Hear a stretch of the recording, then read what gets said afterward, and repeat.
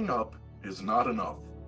Flourishing in the Human Space, a podcast by Polly Young-Eisendrath and Michael Berger. When you peek into the cosmic unity of existence and feel the love and inspiration of awakening, what happens next? Whether it's through meditation, spiritual practice, near-death experience, ingesting a mind-altering substance, or being born again, you don't get a map for improving your messy life. In this podcast, Polly Young-Eisendrath and Michael Berger draw on expertise in science, psychology, adult development, psychedelics, NDEs, dreams, and Buddhist practice in conversations about compassion, resilience, responsibility, kindness, and development after awakening. You will learn how to chart a new path for flourishing in the human space, in which waking up is important, but not enough, and growing up is never finished. Co-hosts Polly Young-Eisendrath and Michael Berger bring different kinds of expertise. Polly is an author, psychologist, Jungian analyst, longtime Zen practitioner, couple therapist, and founder of Dialogue Therapy and Real Dialogue. Michael Berger is an entrepreneur, an expert in psychedelics, a spiritual practitioner of Jewishness, a skeptic, a Real Dialogue specialist, and a filmmaker who is known for his documentary, Improbable Collapse, The Demolition of Our Republic. Polly and Mike will engage with each other and invite a wide array of guests who are accomplished scientists and seekers whose work lies beyond the hegemony of materialism. You may believe that conformity means compliance or being popular. In this episode, Polly and Mike talk about conformity in terms of Levenger's stage development as the need to feel identified with a group in which you comply with the rules in order to be accepted and approved of. Conformity naturally begins in the 6 to 12-year-old human, but it might stick around for a lifetime because a person subscribes to certain roles and personas even when they seem nonconformist. Yes, humans can conform to nonconformity. Conformity is based on the conviction that group differences are real, more real than individual differences, and that people in groups are all alike. America markets conformity because it promotes products and media that are just amazing for everyone, as though we all want the same things. Hi, Mike. Hi, Polly. Well, we're going to talk about conformity today, and it's a really big and very important topic, and most people don't think about it at all. Not at all.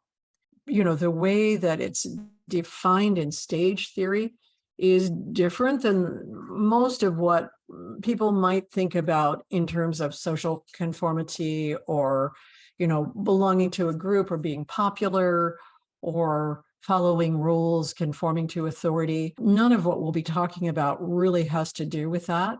It's more about identifying with something. I was calling this the logic of conformity. So I want to speak just a moment about logic when it comes to stage theory, because I'm sure that most listeners think of logic in terms of reasoning, particularly inductive and deductive reasoning, and wanting to be rational, basing things in logic, or maybe thinking about mathematics. The logic of mathematics is really very clear. There are hypotheses and theorems and assumptions, and all of those things have to be clear and obvious. But the logic that we'll be talking about in terms of stage theory is not like being rational, nor is it like mathematics. It is the underlying set of assumptions that people bring to their experience that allows them to sort through all of the data, this huge amount of stuff that is always hitting our perceptual system and our mental space, and sorting through that and coming up with, what does it mean? What does it mean? And so the logic that underlies a stage of development unifies in the individual's experience their perceptions, their thoughts, their interpersonal relationships, their impulse control, and their character, so that stage theory allows us to look at a kind of uniformity in the way human beings change when they do change from one paradigm of perception to another. So each one of these stages is a paradigm. Each one of the stages is a whole set of assumptions about many, many things.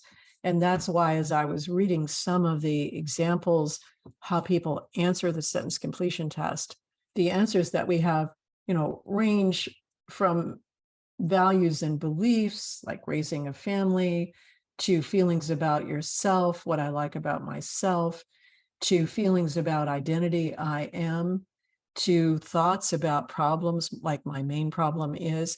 So the sentence completion test that Jane Lovinger used to sample hundreds of thousands of human beings in the way they make meaning about their lives involves a broad array of different kinds of topics. And of course, last time we talked about pre-conformity, and we moved from the pre-social, where there's no sentence completion test, and we just have to look at what the infant or the disabled adult is doing, to the impulsive stage, in which there are sentence completions. And there is data for how people see the world when they're acting primarily on their impulses. Today, we're going to talk about conformity, both in terms of the way that it's arrived at developmentally, and then how people become conscious of the fact that they are conforming, but they continue to conform even though they're conscious of conforming, which is called the self-aware, sort of the self-aware footnote or iteration on conformity. It's this underlying logic, and that's hard to convey sometimes in terms of understanding what a stage of development is. So it's not just the way you feel, just the way you think, the way you perceive yourself, the way you perceive others, but a whole set of assumptions you have about what's real and what is meaningful, and why should you do anything at all, much less why should you do something to develop yourself or to see what's happening in the world. I don't know if that's clear what I mean by logic. I wanted to hear from you, either questions or how you think about this logic of stage development. As listening to what you're saying, there is a logic to each stage. And for conformity, I think about my experience of basically stumbling down the rabbit hole, looking back at 9/11, where the majority of Americans had a conformist view of what happened based on the narrative that authorities were telling them. And part of this stage is finding belonging and meaning from the in-group. And in terms of conformists, part of that underlying logic of that stage would be that you don't question authority. You're not critical. And in fact, I would say you're critical of anybody who challenges the awareness and the logic of that stage. So if I was perceived as a person speaking out against what authority was saying, I was immediately vilified. The terms that were thrown at me were tinfoil hat conspiracy theorist. So my credibility had to be destroyed, and it became very clear that I was not part of this group. And Yes. then, even according to what you were saying, I also noticed that there was a conformity to the out-group, or the non-conformists. The people who were referred to as truthers were all lumped together. Mhm. Nobody Mhm. ever distinguished what it was that people were saying from each other. So I was treated to other people's assumptions about statements other people may have made. But I was in essence for quite a while a spokesperson for this movement, and I was in the media. So I could see people's projections that, quote, we all thought the same. There's this monolithic thinking, both in the conformists that are part of the larger group, and then the conformists within the nonconformist group, if that isn't confusing enough. That's really a great example because the 9/11 opportunity for making meaning had so many aspects that were, let's say, a real test of how you make meaning, because in a basic conformist way, you believe what you see. It's like seeing is believing. Like Missouri is the show me state, show me how this looks and I'll believe it. And so the 9/11 videos that were run repeatedly of the buildings coming down with the explosions were the things that we saw. And I remember seeing those videos just I remember seeing those and the Osama bin Laden videos over and over again and thinking almost immediately, those videos don't make sense. And why are we seeing these over and over again? And, at the very, very first, of course, I was terrified. My daughter was in New York City in graduate school. I mean, I was terrified for my family immediately. I shut down my clinical practice for a couple of days so I could just figure out what was going on, got my family to come back to Vermont, did all these things that people were doing. And at the same time, I was watching these things on television and feeling myself being a deep, deep nonconformist at a level that I don't even know how to describe it. I try to make sense of what I see in the framework of a deeper logic about reality. And I didn't know why we were repeatedly seeing the same videos. Now, I know from watching your documentary that those videos were shot from across the river, I think. And we really weren't seeing details of what was going on, just like we saw the same videos of Osama bin Laden walking into the same cave and lying down and so on. And when I would see those, I would think, that man is walking and sounding like somebody who's enlightened. And how could he be a terrorist? So in both cases, and I'm not saying at all that bin Laden was not a terrorist. As I said in an earlier podcast, you can wake up and you can be at the impulsive stage of development, or you can be at the self-protective stage of development. I think he was at the self-protective stage of development.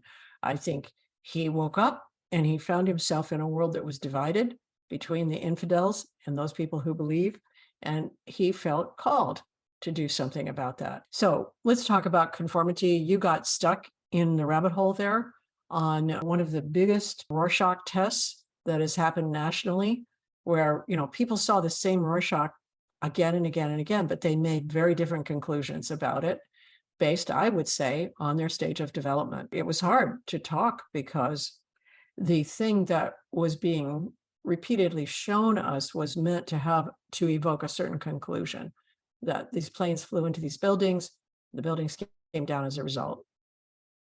I'd like to push back a little bit on the idea that seeing is believing, because there's a paradox involved in this, because what we saw with our eyes and how we perceived the events we witnessed and saw with our eyes wasn't the same. It really is directly related to the stage you're on. And at the time, I didn't understand this, but now in thinking back, there was a film put out by Camera Planet. The person went and accumulated all of the amateur video shot in Manhattan that he could find in order to have a record. And there was footage shot in the parks in Manhattan where thousands of people gathered that day.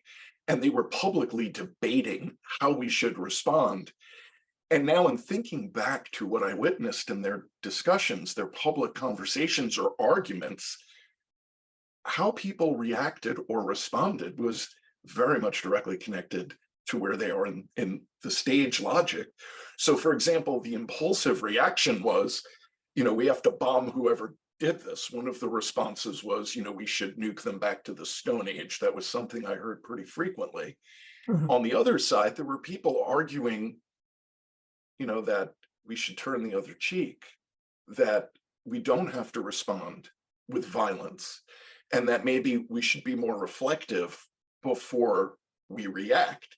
And here were people in the streets of New York yelling these things at each other. And actually, to me, it's one of the most fascinating aspects of that event was to see Americans in deep dialogue over how to respond. And another, But was it a dialogue or was it a fight? I mean, there might have well, a few dialogues, but what I saw, at least on a sort of, let's say, a more immediate communal level around me, was a fight. Like people weren't really listening to each other. there's a very specific clip that I have at 911truth.org from that film, where at one point, one of the volunteers, who was a steel worker who had volunteered at Ground Zero that day, everybody is fighting and yelling at each other. And then he tells everybody to shut up. And for whatever reason, in the rawness of the moment, thousands of people shut up and listened to him. And then he asked the question, why are we fighting? I mean, this is, I think, connects. Why are we all fighting with each other? It's to our leaders to decide how we will respond. And then another person made an artificial dividing line between these two camps of people, and they actually took turns making statements. And then another woman, and then the volunteer, this, I don't know, he's, middle-aged guy, and he said at another point, and again, there are thousands of people in silence listening to him without a microphone speak, and he says, I can't process what I just saw. And there was another woman who had also volunteered who was saying, why are we fighting with each other? And then the two of them looked at each other and they acknowledged that we just don't know how to handle this. We don't know how to process it. And then to me, the biggest miracle occurred in the middle of New York City. As these groups of people were fighting, the entire park started hugging each other. Which was so rare, having grown up in New York. Unimaginable to see thousands of people hugging after they fighting. were comforting each other in that moment of vulnerability. And really, again, at all of these stages, you can do that. You can do that. From the impulsive to the integrated, you can comfort. That primary compassion is there. You can comfort another when they're suffering, and it does bring about the feeling of unity when that happens. I think that I just want to be clear that when you said you want to push back on the statement, that what you see is real, that's a conformist statement. And of course, if you want to manipulate what people think about what is real, you can use a lot of distorted video to do that these days. You can use AI doctored video that makes something look real. You could, as in 9/11, running the same video of a distant shot of the same thing over and over again definitely is meant to create an environment where people are hypnotized into feeling this is the real thing. This is the real thing because I saw it. I saw it with my own eyes. And again, I'm mentioning this because everybody who goes on developing beyond the conformist stage has within them a conformist stage. It's like we're infants for the rest of our lives. We just build on infancy. We build on the pre-social stage. We build on the impulsive stage. We build on the self-protective, then the conformist. So even if you go way beyond conformity as your logic for experience, when you're scared, you can go back and say, well, I saw that with my own eyes, and I have a hard time believing that it could be anything else. And of course, I'm sure we'll get into the problems with eyewitnessing for humans. The problems are tremendous. More than half of the time we're wrong. And that's, again, because of the logic we're applying to the idea that if we see something with our own eyes, it must be real. But at the conformist stage, it is real. It is real. And you really don't have any other question about that because, in a sense, you could say authority told you that what you see with your own eyes is real. So I want to talk about the logic of the conformist and then give some examples of conformity. And I think it's good for us to continue to follow 9/11 as an example. Yeah, I just wanted to share. I mean, you used the word hypnosis. One of the fascinating things I experienced in the early 2000s when I was making my documentary and we were traveling around the country, and I would interview people, and I would always ask the same question. The first question always was, "Where were you on 9/11?" And at that time, 80% or more of the people would start with the same sentence. It was like a movie. They were acknowledging that they went into kind of an altered state of consciousness that wasn't their normal waking state. It didn't feel real. People described the clouds after the tower had collapsed as, quote, monsters chasing people down the street like a movie. So by playing those clips over and over again, they did have an impact on the social body to really put people into an altered state where they were it was almost a little nightmarish or dreamlike. And then the other thing where I was pushing back was about how we have this sense that my eyes don't lie.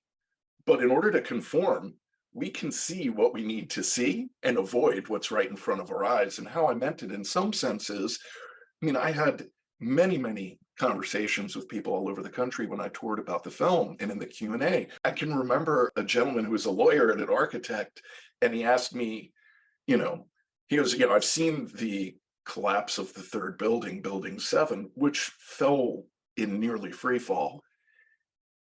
And this is really educated. He's an architect, because this goes to what you were saying about this logic of this stage. And he said, I've seen the film, but, where are the whistleblowers? In other words, he could watch a building come down at free fall and intellectually, logically, rationally, he knows buildings can't fall down at free fall from a fire-induced collapse. And yet there was still this conformist level that couldn't accept the narrative of what he saw with his own eyes. Yeah, I mean, the problem is, again, that we all have this conformist level within us. And in times of threat, we're likely to want to get group affirmation. We're likely to want to say to somebody, gosh, I saw something there that looked like a flying saucer. Did you see it too? And that's a very typical response to being somewhat shocked. And again, if we're talking about waking up, there is a tendency to believe that if I had this waking up experience and this happened, did you have the same thing if you tried the same meditation or took the same substance, etc.? So we do come back to this idea that, particularly in seeing something, that we would see the same things because, again, to go back to the conformist logic from our parents is there's a world out there. There's a real world out there, honey. And that's what you're seeing. That is not something that you're making up. And you need to make a distinction between the real world and your fantasies and imagination. So I want to talk about the logic of conformity and remind us, okay, we talked about impulses and how hard it is for the child to move into self-control. And that moving into self-control around the ages 4 to 6, the child starts to become very self-protective and also wanting to deny their own faults or their own defects. They want to protect themselves. They want to promote themselves in groups. The self-protective person who's developing at 4 to 6 years old is trying to figure out what are the rules. What's going on here anyway? So the discovery of an identification with a group is a great point of relaxation. Oh, this is how you do it. Oh, everybody will be told to do it this way, and I just have to follow the rules, and I can relax then. So this conformity logic, identifying with a group, that you need to trust your peer group for your own identity, and you learn how to obey rules. Now, the idea of obeying the rule is, it can be, for example, it can be the rule to wear the nonconformist outfit. It can be the rule to pierce your nose, your ears, your tongue, whatever, in order to belong to that group. So the rules may not look like ordinary compliance rules. They can look like anything that the group says, if you do this, and the group may not say it directly, or they may say it directly, if you do this, you will be one of this group. So I remember going to a Marxist reading group, for example, and there were a lot of rules that I had to conform to. Of course, going into a meditation environment, particularly a large retreat environment like the Goenka retreat environment, there are a lot of rules you have to conform to. And you don't know whether the people that are running the show are conformists. They might be, even though they're in a group that is an unusual group. So the conformist by nature obeys the rules, believes in the rules, complies with the rules, and there's no distinction between rules of conduct and rules of obligation. There is a focus on being desirable to the group, getting the approval of the group, doing what the group is doing, because again, this helps you developmentally. You don't have to just protect yourself anymore. Now you belong to a group. Now you have the sense of belonging, and you can relax a little. There's someone who's in charge of the group, or the rules of the group. I want you to get the idea that for a developing human to move from self-protectiveness to a group identity is a huge shift, and a very important one. And of course, there's a natural push to make this shift at around the age of 6, to identify with your gender, to identify with your family, your tribe, your language, etc. Some people don't make that shift. They remain self-protective until adolescence or even adulthood. But then when they find a group to identify with, oh my God, at that point, there's such a relief. Now they have the feeling of belonging. Now they feel someone else has their back. Now they feel protected. Now they feel they could figure out how to do things in the best way. Like our family knows the best way to do these things. This is the way it should be done. So there is a belief that everyone who is in a group thinks alike, and that they are alike in some fundamental ways. Even though a conformist observes group differences, they can see that teenagers, for example, as a group, are different from middle-aged people as a group. But the conformist believes that all of the people in that group are the same way. They're not sensitive to individual differences. They don't pick up individual differences. So there are very stereotyped conceptions of personas, that is the mask we wear, the roles that we take. There's a stereotyped conception of niceness, helpfulness, cooperation, values. Of course, there's always the favorable comparison of the norms of one's own group with the norms of other groups. Like our group, we're the nonviolent communicators. The other group, they're the violent communicators. We're the people who know how to take care of traumatized people. Other groups don't know how to do this. And again, I'm emphasizing here the identification with the group. In this conformist stage, the sense of belonging leads to the feeling of safety. And this is a very, very big clue about why anybody wants to join a group, is that they feel safer in the group. Overall, in terms of how does the conformist think about subjective life or inner life, they tend to think in banal terms. They tend to think, because they're really just discovering feelings, that feelings are like happy, sad, joy or sorrow, love or comfort. At the conformist stage, this is the first time this individual has even thought about feelings. Up until then, they've been protecting themselves. So now they're kind of breaking out into knowing that there are certain feelings that people feel, and also that there is the sense of having this interest in status and reputation, that is the feeling of belonging. A conformist person is absolutely convinced that status and reputation are key to happiness. And again, no talking this person out of it.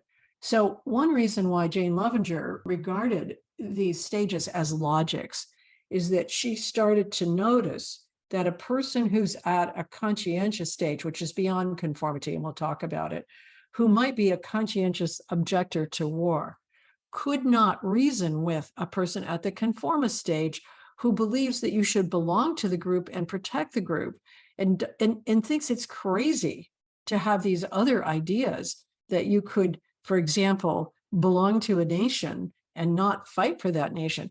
So that she started to see in a very clear way that people that are in a stage of development, especially before they get into later stages, will embrace the logic of their stage, and their mind cannot be changed. It is not as though you can convince them, because the logic will not admit of these kinds of differences.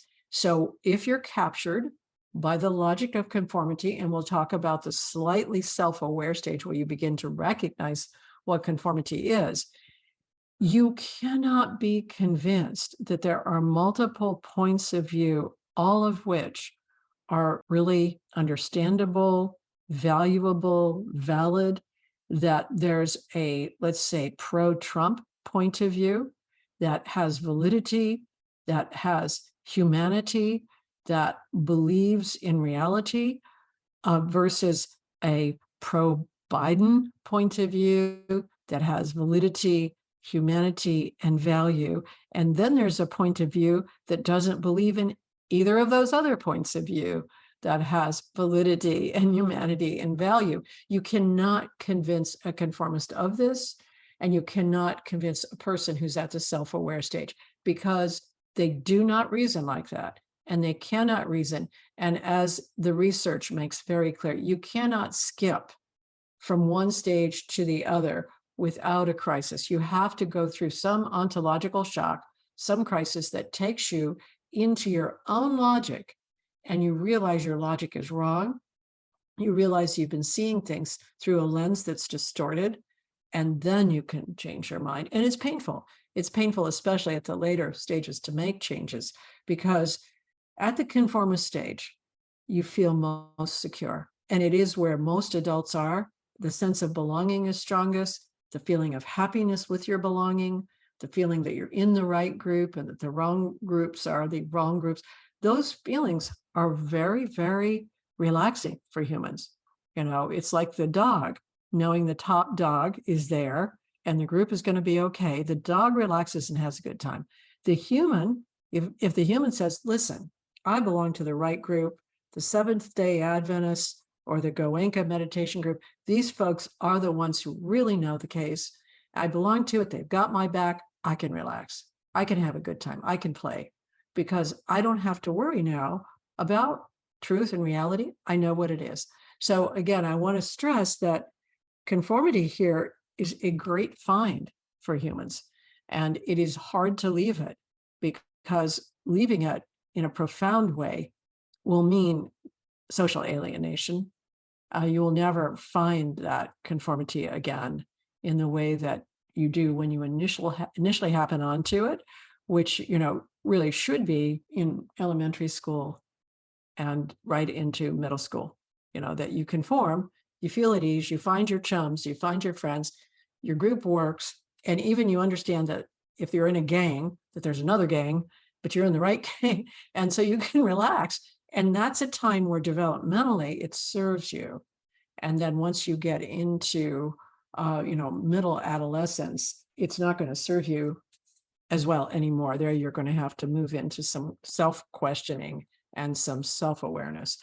But so I hope I'm making this logic clear. And after I hear from you, I'll give some examples of what people say who are at the conformist stage, what they like about themselves and what they're like. Yeah, I'd like to share a great book that has helped me understand this myself in my own journey, which was written by Milton Mayer in the 50s. They Thought They Were Free. I don't know if you've heard of this, but Milton Mayer went to Germany and he interviewed ordinary German citizens. So the book really is a collection of interviews and reflections on the lives of 10 ordinary German citizens who lived through the rise of Nazi Germany in World War II. And the book offers insights into how these individuals gradually accepted and became complicit in the Nazi regime. And it sheds light on the psychology of conformity, that as their society was transformed by the rise of Hitler, you had to go along to get along. And it was a very, I mean, it goes back to using that term hypnotic, this hypnotic, almost unconscious process of finding safety and security in adopting the perspective of the wider group. And it also touches on, conformity, propaganda, and how this connects to the rise of fascism and the erosion of personal freedom. And a friend of mine had introduced me to this book when I had begun looking into 9/11, and he said, you really need to understand this, because in a way, this is what you're up against. That as an outsider trying to shed light on something, that there's a certain logic to the narrative, to the reality of our country at this point, of the nationalism of everybody having flag pins and flags on their cars and on their streets. You had to conform because this is the way it was. We had been attacked. So we come together and we rally around, all the things that we're proud of for our nation and proud of our nation. And we don't really look at maybe where we could improve. We all agree, though, that, we're stronger together. So if you're not with us, as our president said, you're against us. Right, right. No, you're making such a good point about, no, I don't know the book, but, anytime that there is a movement towards some moral position that is dehumanizing, like the Nazis, that's based on principles that are dehumanizing, they're perfectionist principles in this case. It can be, principles of slavery in other cases. When there is this kind of movement, there will be pressure towards conformity in all people, no matter your stage of development, because you're afraid.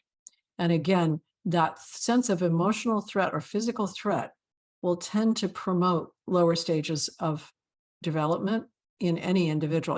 In other words, what's called regression, or, you can call it going back to basics or whatever. However, if you are sufficiently and deeply beyond conformity, your moral reasoning will prevent you from doing that, because your moral reasoning will be secure enough that you cannot sacrifice your humanity for a sense of belonging. And that is the reason why in any group that is fascist, dehumanizing, violent, about 20%, as it turns out, of people won't conform. They would rather die. And so even when Hitler was training the Nazi youth, and as I understand it, this is from a book that I read that was called Humanity, the Moral History of the 20th Century by Glover, that he was training the Nazi youth, or they were training the youth. They had to kill somebody at the end of the training with a knife. It had to be a body-to-body knifing, looking at the other person directly. About 20% of the people that were in the training refused. They either were killed themselves or they went to concentration camps, but they simply couldn't do it, even when faced with their own death, because their moral reasoning had reached a point where they couldn't deconstruct it to conformity. And so it turns out there's always among humans, in any large population, let's say not in any small group, but in any large population, there are going to be people that are reasoning at a moral level that will not allow them to conform to a dehumanizing group. But the majority of people will conform. And the reason, and then there's also a majority of people that conform because they believe it. I mean, this is the other thing that is really important to stay with, that, the majority of Americans are conformists. I don't know other cultures in terms of their ego development, but I would guess that there are not many cultures where the majority of people go beyond conformity, because conformity does give a feeling of ease, of being at ease and belonging. And so, anytime that you have a fascist movement or you have propaganda, if you can reach a large group of people with visible evidence for what you are saying is true, you're likely to get a large following because there's going to be this conformity. And so I want to read a little bit about what conformity sounds like in its actual natural form. And again, this is from sentence completion tests that were completed by real people. And now in this scoring manual are given as examples for how, if you were the researcher, you would score the answer to this. I'm going to use 2 sentence stems to give a little bit of the feeling of what it's like to be the person, and then a little bit of their moral reasoning.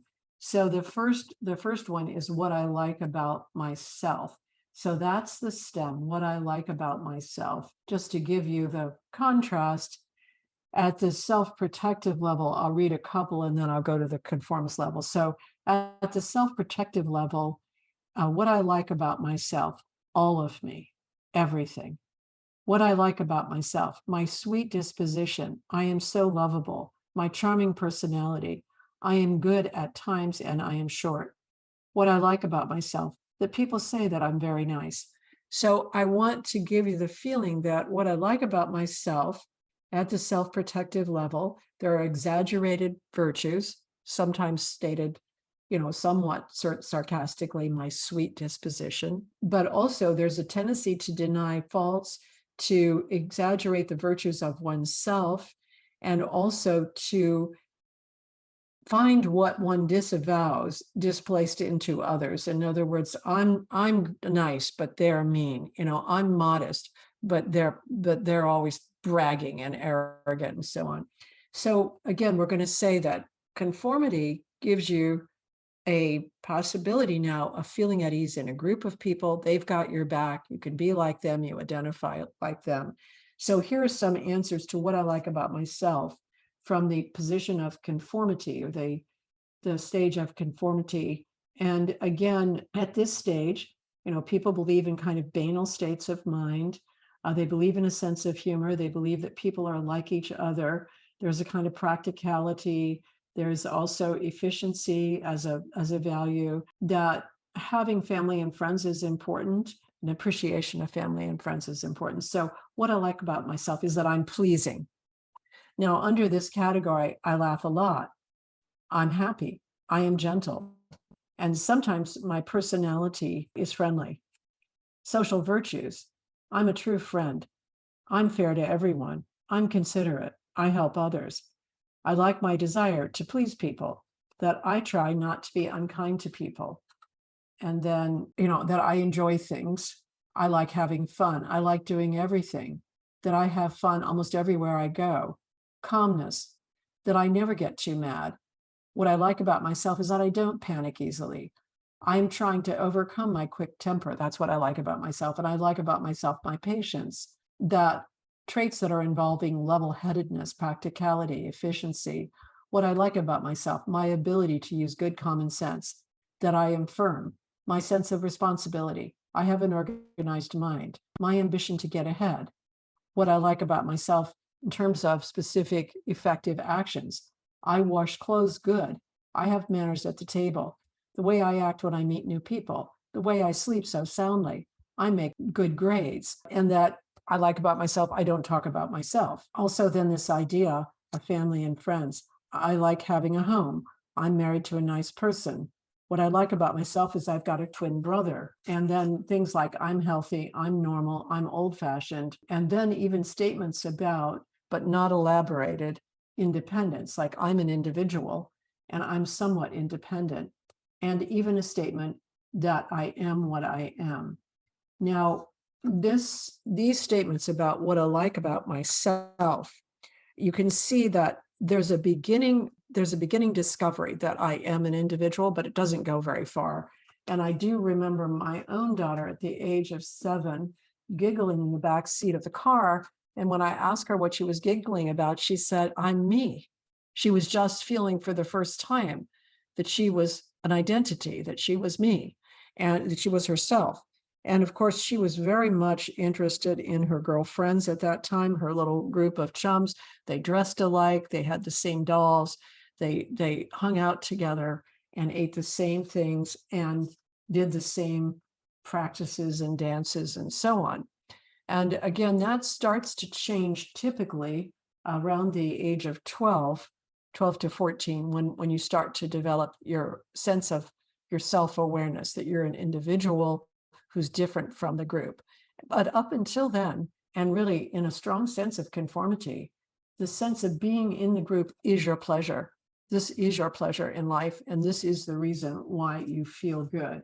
So now I'm going to talk a little bit I'll give some examples of the morality at this conformist stage, because we were just talking about that. So at this stage, rules are very, very important. They're more important than doing something that is right. In other words, you now know what is right and wrong by the group.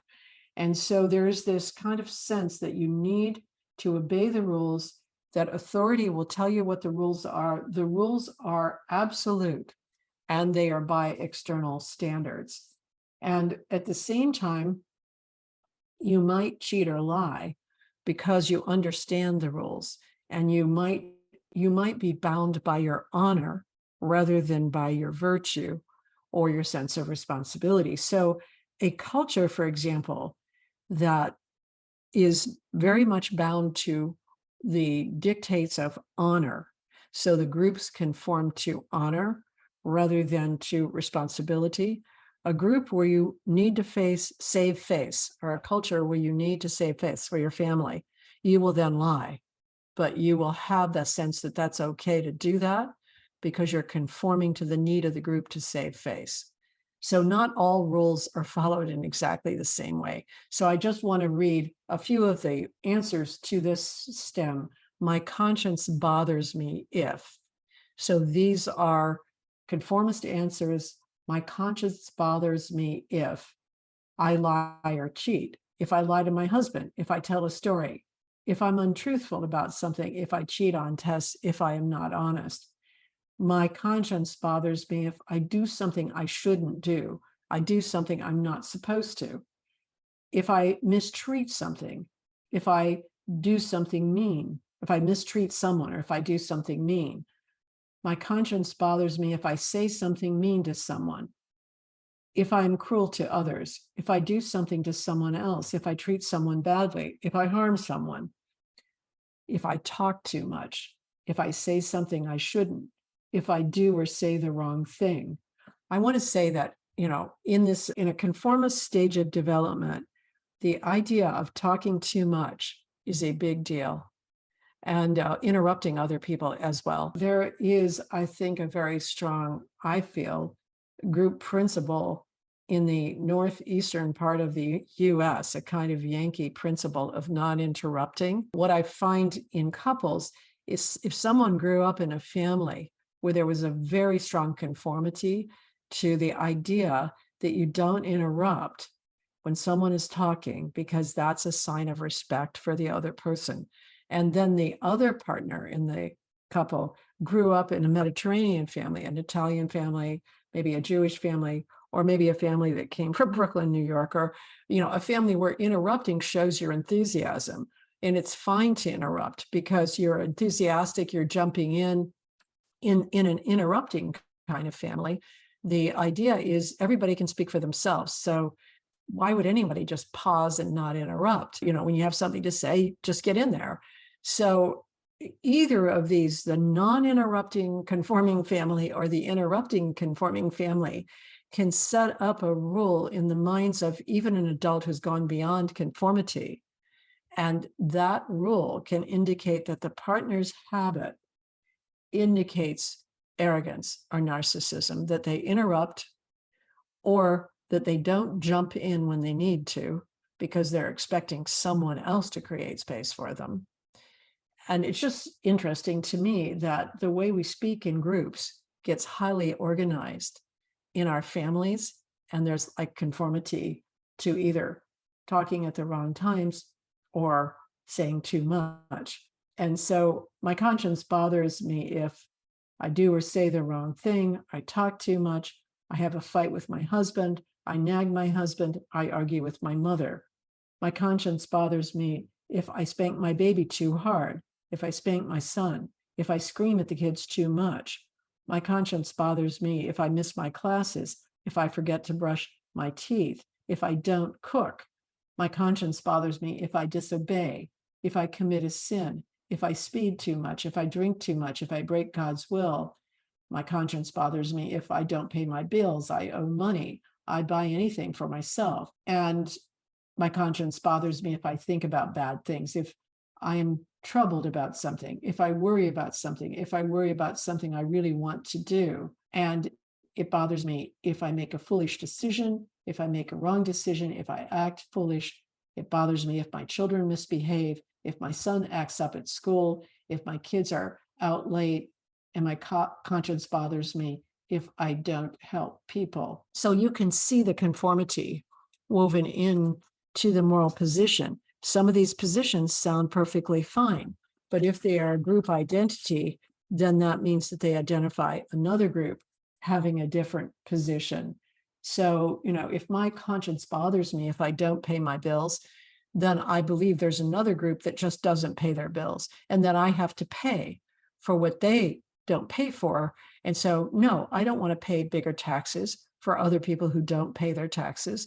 No, I don't want to, support people who are cruel to others. I don't want to support people who don't take their responsibility for their families, and so on and so forth. So if I conform to these rules, and this is my morality, I then will judge the other group that doesn't do that as the bad group, and I don't want to support them. So that gives somewhat of the nuance, I think, of the morality of the conformity of the conformist, and how that morality is different from self-protection.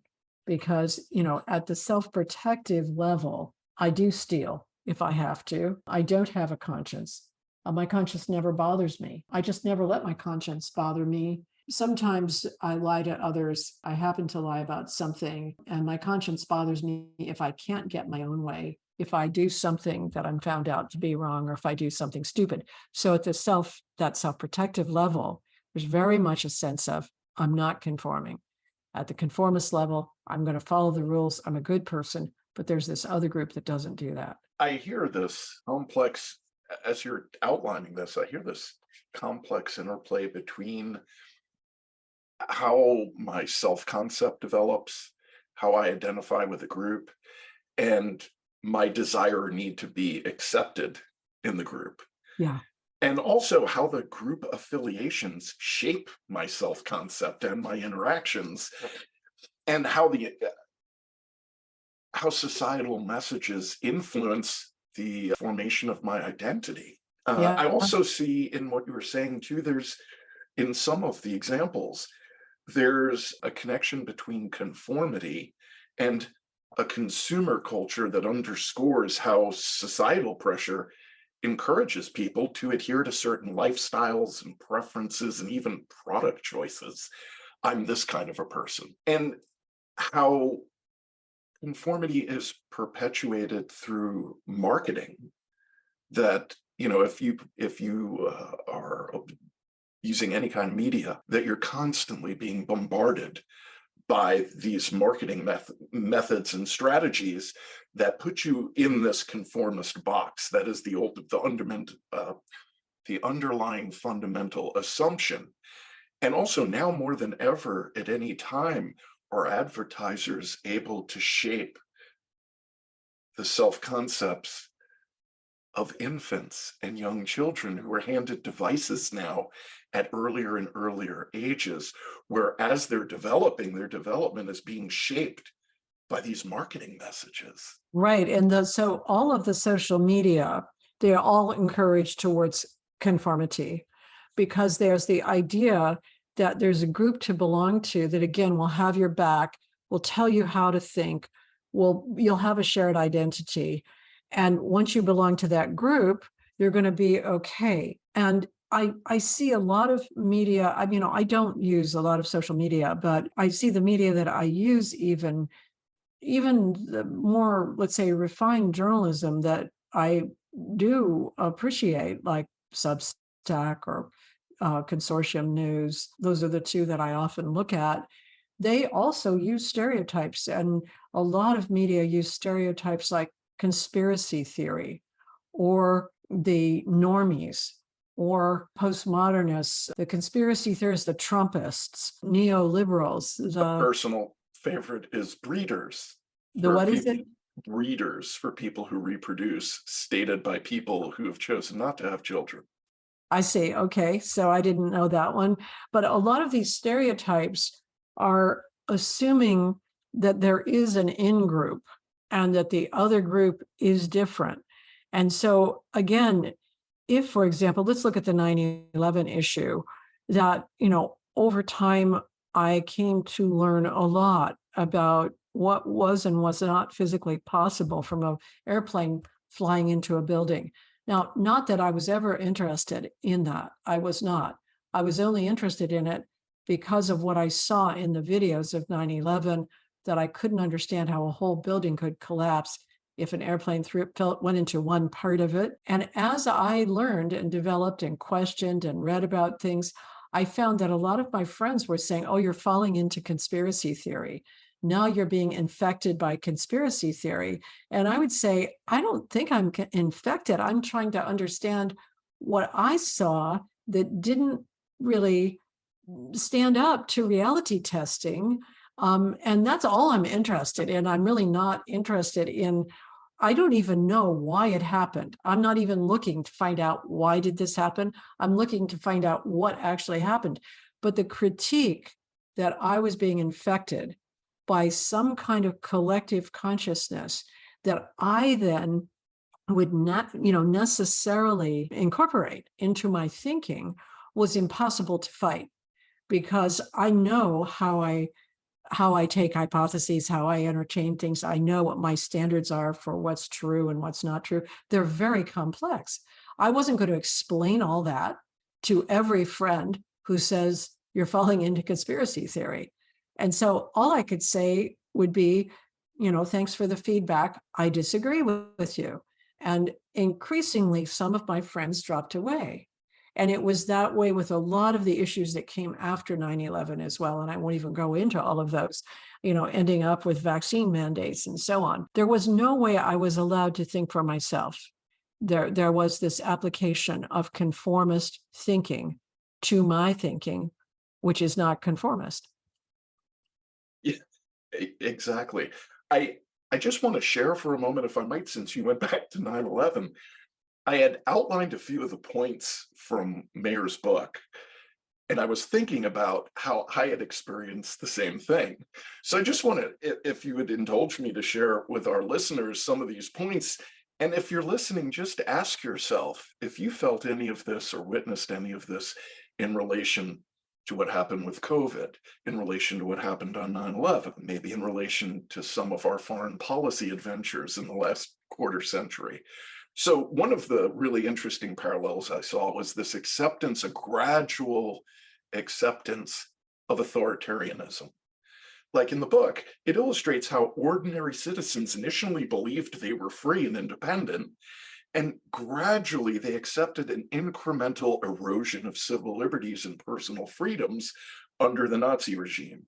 And the film that I did in 2006, Improbable Collapse, the subtitle is The Demolition of Our Republic, because I focused on what I perceived at the time would be this incremental loss of civil liberties and freedom under the guise of conformity. That this acceptance, this beginning to accept this erosion, it mirrors the concept of conformity itself, where individuals align their beliefs and behaviors with whatever the prevailing norms are in order to fit in. And there's a survival benefit to this. Well, it's in order to feel at ease.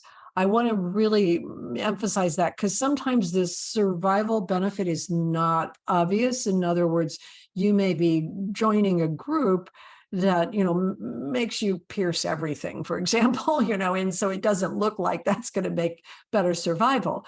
But you feel at greater ease. You feel that you found your pod, your place, your belonging and belonging. acceptance, That's right? right. I'm Right. part of the group. I'm I'm one of part the of the group, and pod. they've Yeah, got yeah. my back. They know Right. me. Yes.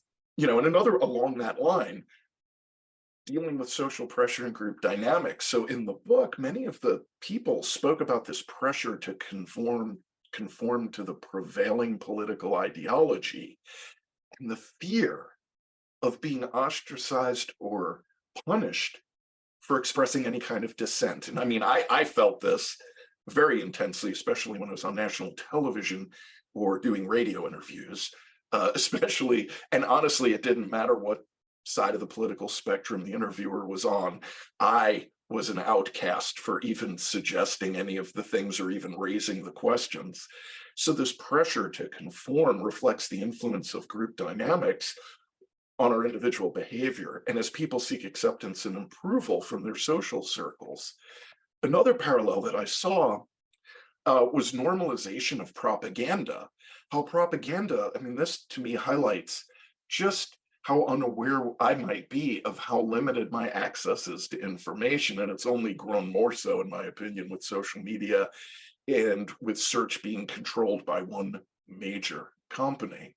So in the book, they highlight how propaganda and misinformation were used to manipulate public opinion and create a sense of national unity. I remember President George Bush going on national television and urging Americans to feel safe and secure. You should go to Disney, you should go shopping. You shouldn't interrupt your consumer lifestyle because you may be afraid. In order to show our coherence and our national strength, go out and spend money. Yeah. So Yeah. over time in the book, individuals came to accept the regime's narratives as truths.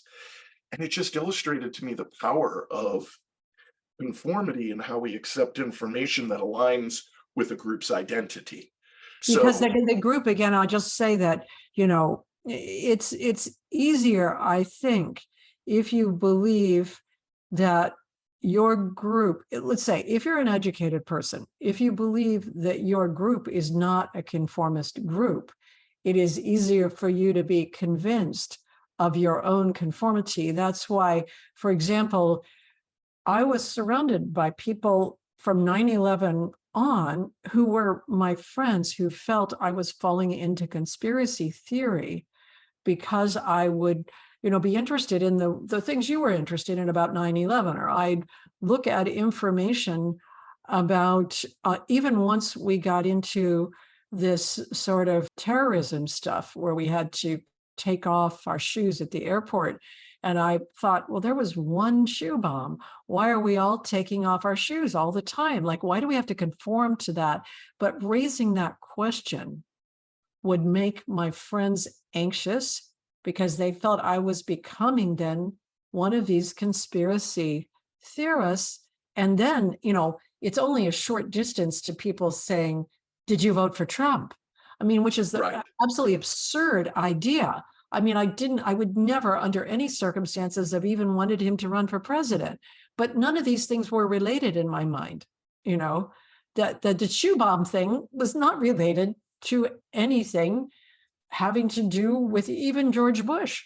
I thought, why are we being put in this vulnerable situation where we have to take our shoes off all the time and walk around barefoot in airports? Well, I mean, the government's there to keep us safe. And I want to Right. jump back and respond to a little bit of what you're saying. And just as we've been winding through this topic, just raising questions that question what the in-group believes is sufficient that in the minds of the people hearing these questions, they perceive the question, or they have a tendency, I've noticed in my interactions, that the people I'm speaking with, just by raising these questions, get so uncomfortable, they feel that they're under threat, that I can feel their shift and their regression back to an earlier stage, where then they no longer filter their thoughts or perceptions. They lose a little bit of self-regulation and self-control, and they may attack the person who's saying these very, very, as they experience, uncomfortable questions. You're quote making me think about something I can't, like this logic of the stage, right? I can't entertain this without losing it. So either I have to make an enemy out of you, I have to attack you, I have to defend my territory. Well, I'm defending my group at this point also. So my group believes that there's such a thing as fake news. And my group believes the disinformation, misinformation. We believe that the conspiracy theorists are driving social media and they're putting out a lot of misinformation. And Polly, we think you're falling into that. And we want to inform you of that. And at that point, when there is that kind of group identification, if I push too hard without my real dialogue skills, I will be the enemy. And it's one reason why I started really the whole real dialogue movement, was that I realized that I couldn't speak about what I was interested in to many of my previous friends without being categorized into a group that I was not in. And at that point, when they fell into a conformist argument, there was no way at that moment that I could take a position against that argument, because it would only further push them towards an us or them. Either you're with us or you're with them. And so I would usually back away from the conversation and say, I do disagree with you, but I don't want to talk about it further, just because I didn't want to get pushed into the them group. But I often was pushed in there anyway, but I mean, real dialogue does attempt to get around this by lowering the emotional threat level and speaking in subjective statements rather than speaking as though, for example, like if I asked the question or if I made the statement like this, buildings just don't come down that way from airplanes falling into them. If I said that, the argument would be, well, who are you, a structural engineer? This is funny. I can't tell you how many thousands of conversations I've had with people who didn't want to hear it, or on the other side, with the quote truthers who also found it very difficult to understand why you could present all the logic and rational. You can show the physics equations, you can measure the free fall collapse, you can show this to rational scientists who understand the mathematics of the physics. And then, like the person I mentioned earlier, who was an architect and a lawyer and had a very rational mind, I could show all of this evidence, and the question would then be, where were the whistleblowers? Well, I can show you the testimony of the whistleblowers. What's the next thing you will need? No. So this jumps back to a question from an earlier episode, right? What evidence would you need to see in order to change your mind? And from the conformist perspective, it would probably be very challenging to articulate the position of my opponents in a way that they that's would, right. That's right. they would recognize. That's when we get to those 5 questions, we'll see that the conformist cannot do the logic that is required for examining your own beliefs. They cannot do it because there's no other group that is valid other than their group. So there's no logic like that at all. And so I want to jump back again to some of the takeaways from this book and the parallels to this, which has to do with, I think, where we are here. And part of this raises the issue of cognitive dissonance and justification, right? So with cognitive dissonance, you have individuals who are beginning to rationalize their actions and their beliefs to reduce their own internal conflict. And as they become more deeply entwined, at least, for example, in the Nazi regime or in the United States post 9/11, I've witnessed people who had to find ways to justify their actions in order to avoid confronting very, very uncomfortable truths. And I myself felt very, very uncomfortable having read this book and seeing these parallels unfold in real time while I was, in essence, on the front line of trying to, quote, battle cognitive dissonance, which is something I had to shift my perspective because I found myself within an existential crisis. And so this transition from impulsiveness and then the desire for acceptance to a more It's a mature. transition from impulsiveness to self-protectiveness to the desire to belong and be accepted. And there is, at the conformist stage that we still haven't moved on, there is no inner conflict. There is no awareness of inner conflict. And that is what signals the development of self-awareness. But at the conformist stage, again, the idea is I'm in the right group. My group, the authority of this group, or the authority that directs this group, whether it's the Father or God, if it's the leader of the cult, the leader of the motorcycle gang, whoever the authority is, that authority has got the right stuff. And there is no argument on the other side because the other groups are wrong. So you really have to see that the issue is confirmation bias more than, this idea of cognitive dissonance is only available to people who are beyond the conformist stage, or it's really a big crisis. Say you are in the Seventh-day Adventist Church, you find out what they're doing is actually manipulative. That puts you into a terrible existential crisis. And then you can develop outside of your conformist position. If you don't change in your development, you don't go on into your teenage years, become self-aware, begin to recognize your own inner conflicts. If you don't do that, and you do that later in adulthood, that moment of inner conflict and cognitive dissonance will be a terrible, painful crisis because you'll lose your group. You're going to lose your group, you're going to lose your values, you're going to lose your compass all at once. If you make that change developmentally in your preteens, you are going to have some loss already from making that developmental shift, but those losses will be tolerable and you will have peers that are also experiencing those same losses. And we'll talk about them in a minute to become self-aware. But the thing that you need to see is that when people are fundamentally conformist, they don't experience that cognitive dissonance. They just experience that that's the wrong position. And how did you get into that? You're wrong. What's wrong with you? There's something wrong with you, You're in the obviously, wrong, because you don't get it. You're in the wrong group. Right. You're in the conspiracy theory group. You're in the fake news group. You're in the wrong group. And that's the problem. And I'd like to help you because you were my friend. And I'd like to help you get back into the right group. And again, I think all authoritarian ideology plays on conformity.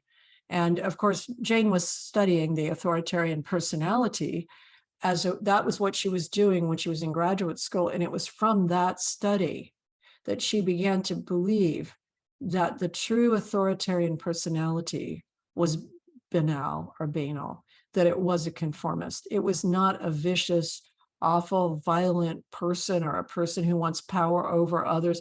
It was a conformist. And well, in a way, couldn't you make that argument about the rise of Adolf Hitler? He really was banal, and he was railing and using the nonconformists as the example of the threat to the conformists, why they had to be eliminated, who had to be blamed for all their problems. And so in this conversation, as it evolves, we're really looking at how in maturation, right, our values, our sense of autonomy, the ability to think critically, how this is a progression or a potential progression of individuals' attitudes and behaviors. In making one more comparison with the stories from this book, They Thought They Were Free, is that it underscores the ethical dilemmas that arise in times of conformity and societal pressure, right? It raises questions about the awakening of individual conscience, the role of self-awareness, and the challenges of standing up against the tide of conformity. This is, to me, an enormous area for exploration, at least for the time we're in now. Yeah, because I see these parallels, and I've watched this incremental degradation and even our willingness to stand up and voice opposition Right, to right. the loss of these freedoms, which again, we all assume we have, and they're ours and they can't be taken away. But if you let them go without standing up for them, history shows they are nearly impossible to recover. Well, again, when you say let them go without standing up for them, again, if you look at this from a developmental stage theory, there's not exactly them. I mean, so right now, what I see organized in terms of conformity and a strong movement towards conformity is both sides of some political equation. Like there's the side of the equation that is the culling out culture, that is the neoliberal sort of Biden Democrat, that is the person who's favorable about going to war with the Ukraine, the person who was the type of group that was favorable about vaccine mandates, that is favorable about the idea that terrorism does require us to take our shoes off. I mean, on that one side, let's say we've got the people that want to call out the conspiracy theorists, and they want to call out the fake news. They want to call out the disinformation. And then on the other side, we have the people who I would say kind of believe in Trump as a savior, or hold Trump up as a non-conformist, or who also believe that, First Amendment rights are being intruded on, and who believe that the Constitution is falling apart. And they believe that, in a certain way, they believe that everybody on the other side is a postmodernist, or is an apologist for moral relativism or something, so that on this sort of what is typically called the right, or even the alt-right, are people that believe that the people on the other side are Satanists or are degraded. The two sides have conformist groups that are very strongly organizing their side. And if you are deeply nonconformist, like I am, I'm trying to look for positions that are not allied specifically with either group in a really strong way, so it's been difficult to find the ones that are not allied with either conformist group, and then to try to assess the damages that I might experience interpersonally by supporting a narrative, like the narrative that you did your documentary about 9/11, or the narrative that Robert Kennedy Jr. supports about, what happened during COVID, or the narrative that is supported by Tulsi Gabbard about the war in the Ukraine. If I'm looking for something that doesn't go with either side of conformity, it's difficult. There's a social loss also in finding that, because then I'm not backed by either large group.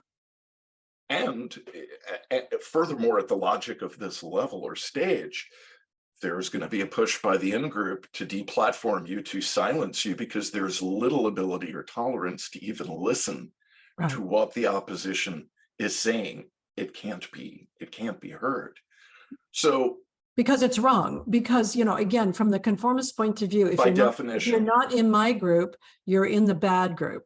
You're wrong. Yeah, you're wrong, and you're in the bad group. So then if like in the case of a very post-conformist person, you actually do not see groups functioning in this way, and that you understand the complexity of moral reasoning to be very different from conformity and from groups, it's very difficult to even explain that, even to people that say you believed previously, thought that to be the case, because there's this strong group conformity organization going on culturally right now in the US. You're either in this group or you're in that group. It's very difficult to find a way to speak that doesn't seem to back into conformity. So that, I think, I want to talk about movement out of conformity, but I don't know if you want to add something else before we. So I think that why does this matter? That I hope the takeaway is to take time to reflect on your own identity and the extent to which that identity aligns with group norms or resists conformity. and that this episode fosters a deeper understanding of how identity is shaped and the choices made in relation to group affiliation. Also, the awareness of societal influences, understanding the impact of societal messages and marketing on conformist behaviors prompts critical examination of consumer choices. It invites the listener to make conscious decisions that align with their authentic values rather than conforming to external pressures. But I'm getting a little bit ahead of the stage we're on. Navigating personal growth, recognizing the stages of development that involve impulsiveness and conformity and how this supports personal growth. Listeners can evaluate their own cognitive and emotional responses, fostering self-awareness and a journey towards self-control and maturity. And another way I think that this facilitates personal growth is it is at this level that maybe we begin to build empathy, to make room to allow for greater empathy and patience in relationship to others, as maybe we begin to see our own behavior and reflect on our own awareness and maybe empathy for ourselves as well, and to acknowledge that individuals may be at different stages and encourage non-judgmental interaction that honor each person's developmental journey. And underneath all this, I think, is the importance of how self-awareness and autonomy fit with decision making. And by seeing our impulsive tendencies and understanding their origins, individuals can make more deliberate choices aligned with their values and long-term goals. So I want to add to that taking a step back, let's recognize that if you wake up and you experience the oneness and the unity and the love that are the reality in which we exist all the time, when you bring that back to your everyday walking around life, you will not necessarily translate it in a way that allows you to move away from group identities and conformity if you don't know about your own inner conflicts. Because the next stage, and I'll say I'm anticipating our next episode, the next stage that we will talk about still resides with group identity, but it involves becoming self-aware, becoming aware that you and I as an individual don't always agree with ourselves, that we have conflicts within ourselves, that our wishes and our actions don't align, that our desires and our values don't align, that we are not one single thing and that a group is not one single thing. So this self-aware stage, which is where the majority of Americans land for their entire adult life, still has a strong belief in conformity and in group identities. The Hallmark greeting card is appealing to this group. And that's not because the group is simply conformist. It is because at root, this group of self-aware adults, this group of self-aware thinkers does recognize that groups are different, but they still believe they're in the right group. They still believe that they have established the real understanding of how things are and that their individual identity can be recognized and accommodated, but they don't have to go any farther than that. And so I still want to recognize that while waking up gives us an ontological shock, it won't necessarily change our paradigm for living unless we're able to go through, as an adult, this examination of what we're conforming to. And if we're conforming to something that requires us to think in one way only and to believe that there is only one way to understand difficult issues in life, then we're definitely still conforming. And that conforming and that conformist way of thinking is what underlies authoritarianism. And no matter the culture, no matter the situation, if you believe that your group is right, and even if you think in your group, people think for themselves and they are individuals, you cannot transcend authoritarianism.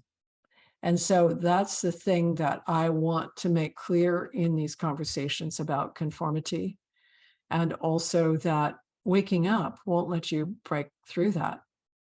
It takes a crisis to break through it if you're an adult. Now, if you're 12 to 14 years old, it's a different issue. You're just growing up. Reflect on the questions raised in this episode as you navigate the landscape of conformity in your own life. From early development to lifelong roles, conformity shapes our interactions, our beliefs, and our aspirations. Join us in the next episode as we continue to unravel the complexities of human behavior and the paths to awakening. Stay tuned for more enlightening conversations on waking up. Remember to subscribe, share, and engage with us in the comments section. Your thoughts and insights are a vital part of our journey together. Thank you for joining us. Enjoyed this episode of Waking Up Is Not Enough, Flourishing in the Human Space? Don't forget to hit like, subscribe, and tap the notification bell so you never miss an episode of insightful discussions and explorations into the human psyche. Share this episode with friends and family to spread the journey of self-awareness and critical thinking. Together, let's challenge the norms, embrace empathy, and flourish in our unique paths. Your support means the world to us and our growing community. Share your comments in the thoughts below. We love hearing from you. Please take a moment right now to go to realdialogue.com and join our membership community. For a short time, we're offering annual and lifetime membership in the Real Dialogue community at a very limited cost. There you have access to countless hours of teachings, interviews, conversations with Polly, Mike, and prominent scientists, sages, and seekers who share your interests in waking up and flourishing. Again, go to realdialogue.com, join in a live conversation with Polly and Mike through your membership. The second Tuesday of each month, we have an AMA that we do together. As always, we really look forward to meeting you and to hearing your perspective. Please like and share the podcast with friends and family. If you know of people who you think would benefit from this conversation and would like to take part in our monthly AMAs, consider sharing this with family and friends, and consider giving them the gift of membership in our community. This podcast was produced and edited by Chris Coltrane and is part of the Center for Real Dialogue. It is available on all major podcast channels for free. Thank you for listening.